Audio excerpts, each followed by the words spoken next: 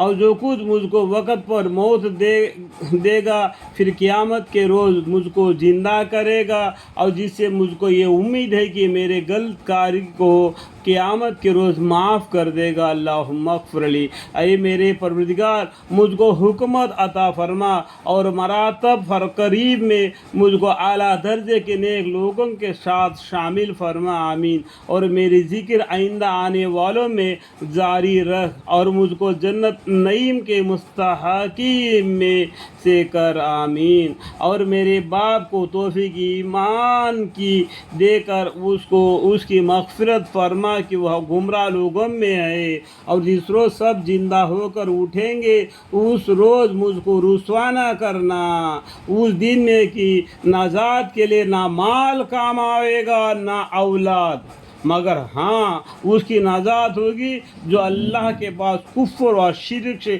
پاک دل لے کر آئے گا۔ سمجھ میں آیا؟ قیامت کے دن کس کی نجات ہوگی؟ جس طریقے سے ماں کے پیٹ میں پیدا ہوتا ہے بچہ تو اس کا دل بالکل صاف ہو جاتا ہے، اس طریقے سے جو صاف دل لے کر جو اللہ کے پاس جائے گا اس کی معافی ہوگی۔ اور جس روز سب زندہ کر اٹھائیں گے اور اس روز مجھ کو رسوا نہ کرنا، آمین۔ اس دن میں کہ نجات کے لیے نہ مال کام آئے گا نہ اولاد، مگر ہاں اس کی نجات ہوگی جو اللہ کے پاس کفر اور شرک سے پاک دل لے کر آئے گا۔ اور اس روز حد تراسوں یعنی ایمان والوں کے لیے جنت نزدیک کر دی جاوے گی، اور گمراہی یعنی کافی لوگوں کے لیے دوزخ سامنے ظاہر کی جاوے گی۔ جب نام عمل بانٹ دیے جاتے ہیں نا تو جنت اور دوزخ کا ایک باغیچہ، ایک گڑھا سامنے رکھ دیا جائے گا، جیسے کہ آج ہم ٹی وی میں دیکھ رہے ہیں نا دور دراز کی چیزوں کو، اسی طریقے سے دور رکھیں گے۔ جو دہینے ہاتھ والے ہیں وہ جنت کو دیکھ لیں گے، جو بائیں ہاتھ والے ہیں وہ جہنم کو دیکھ لیں گے۔ اور اس روز ان سے کہا جائے گی کہ وہ معبود کہاں گئے جن کو تم خدا کو سوا عبادت کیا کرتے تھے؟ کیا اس وقت وہ تمہارا ساتھ دے سکتے ہیں یا اپنی ہی بچاؤ کر سکتے ہیں؟ وہ بھی ایک دن انسان تھے، وہ بھی اپنے نام اعمال لے کے اللہ کے سامنے کھڑے ہو گئے، کیا تمہاری مدد کریں گے؟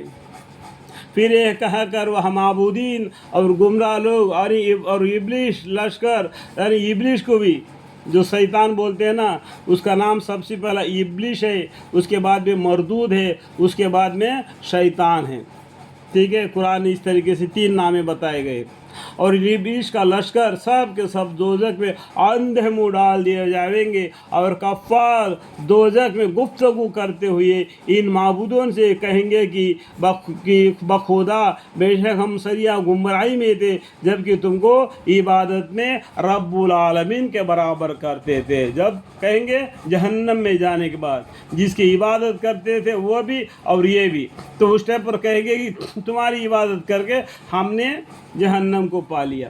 جس طریقے سے آپس میں گفتگو کریں گے، اللہم اغفر لی۔ اور ہم کو تو بس ان بڑے مجرم نے جو کہ بانی ضلالت تھے گمراہ کیا، سو اب نہ کوئی ہمارا سفارش ہے کہ چھڑالے اور نہ کوئی مخلوق دوست ہے کہ ظالم خالی و دستوجی ہی کرے، سو کیا اچھا ہوتا کہ ہم کو دنیا میں پھر واپس جانا ملتا کہ ہم مسلمان ہو جاتے۔ کب کہیں گے؟ جہنم میں جانے کے بعد۔ اب دنیا میں داڑھی پکڑ کے بلایا جاتا ہے کہ تم مسلمان بنو، کلمہ پڑھو، نماز پڑھو، زکوٰۃ دو، حج کرو، دین اسلام کے ارکانوں کو ادا کرو، قرآن کو پڑھو، تو بولتے ہیں نفرت کرتے ہیں۔ کل بولیں گے کہ کیا جہنم کی آگ کو دیکھ کے کہیں گے کہ اگر کیا اچھا ہوتا ہے کہ ہم بھی مسلمان ہو جاتے۔ اللہم اغفر لی۔